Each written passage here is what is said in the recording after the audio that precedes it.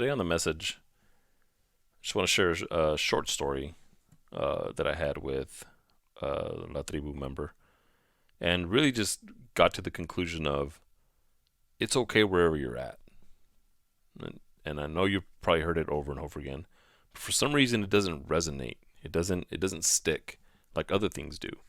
And the majority of the time, the negative things are the ones that stick longer than the positive things.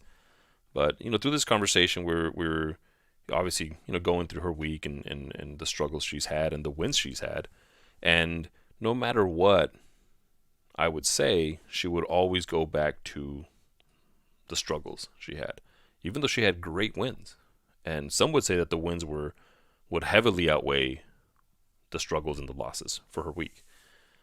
And in trying to convince her over and over and over again, I finally just stopped, right? And I said, let's go back to when you first started and that first week that we went through the process and we had our check-in.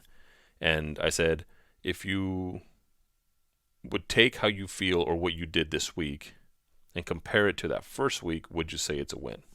Or would you say it's a loss? And of course, it's a win. It's a huge win, right? It was a way better week. And it was a struggle for her to understand that, but it finally clicked. And she actually even said it and repeated it to me, something that I had said to her before, which was, as we grow each week, right, our baseline gets higher and higher and higher. And the expectation obviously is higher and higher and higher. So with her, because her baseline was so much higher than it was at the beginning, that's why she struggled to take it as a win, because she was comparing it to where she should be. And in all honesty, she's made great strides. She's overcome many difficult things. And for one, I'm proud of her for doing that. But two, also just reiterating the fact that, again, there is no secret formula to where you should be.